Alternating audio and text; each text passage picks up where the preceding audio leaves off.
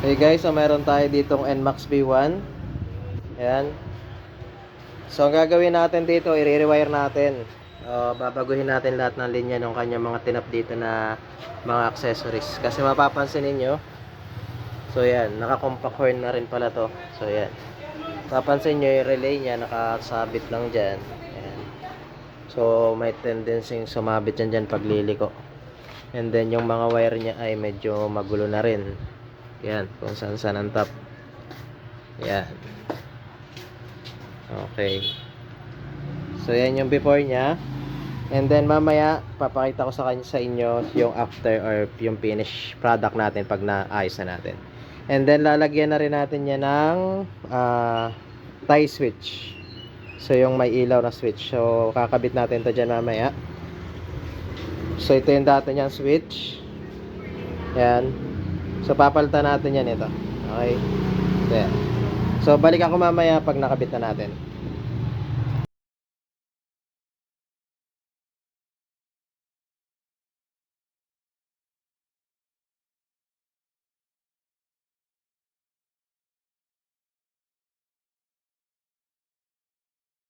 Okay guys, so natapos na natin i-wiring itong Yamaha NMAX version 1.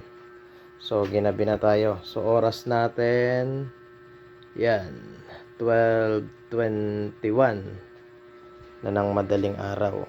So yan, ngayon lang natin siya natapos. So yung switch niya na ikabit na rin natin. So yan.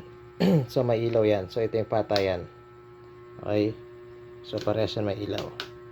So yung full function itong switch, so ipapakita ko mamaya pag naikabit na natin yung kanyang headlight and mini driving light.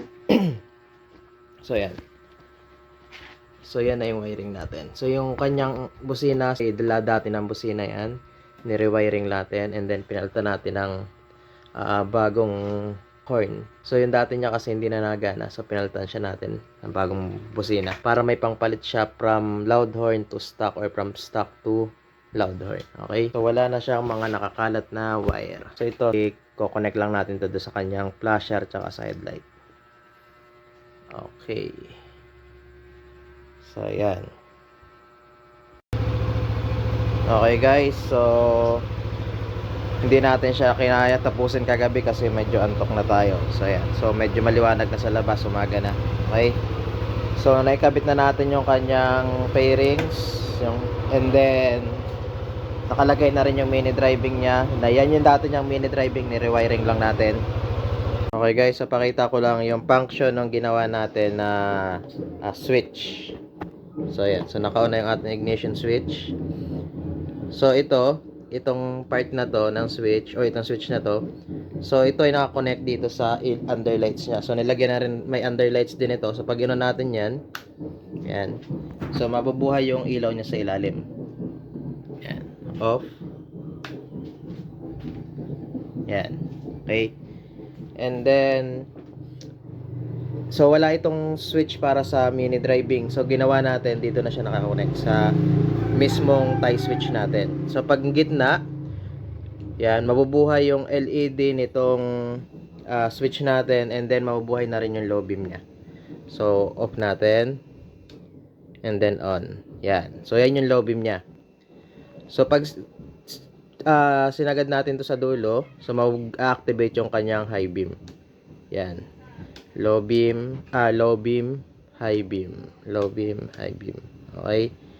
Yan. So, off. And then ito naman yung switch niya sa hazard. Ayan.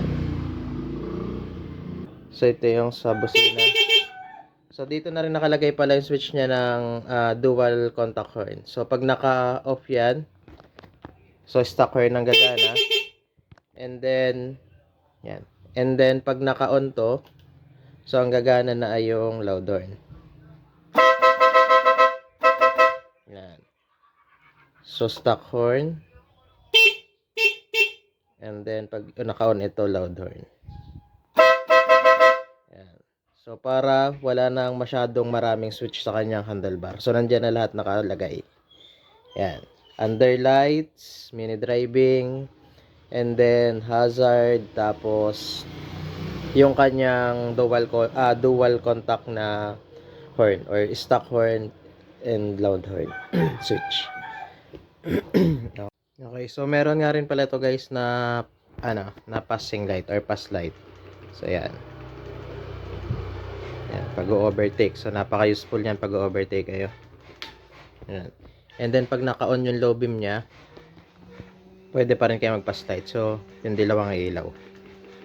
Yan. Okay. So ayan lang. Okay. So ito nga pala yung mga natagkal natin sa kanya. Yan. So yan yung mga nalinis natin sa kanyang wire. Yan. Yan yung mga tinagkal natin sa loob niya. So napakadami. Okay. Yan. Okay na. May voltmeter na nga rin pala tayo ditong nilagay para monitor ng customer natin yung kanyang battery. So ito yung kanyang lagayan na cord na cellphone para sa charger. Yan. Tapos ito yung switch ng voltmeter. Pag naka-on yan, yan, gagana yung voltmeter niya. Pag naka-off, yan. Tapos may takip na rin yan. Okay. So yan. So sa mga gusto magpa-install lang ganito, so message lang kayo sa ating page, Sir Ben's Moto Shop. Yan. Or pwede kayo mag-PM sa akin mismo. So, pwede itong gantong switch sa Honda Click and then sa NMAX B1.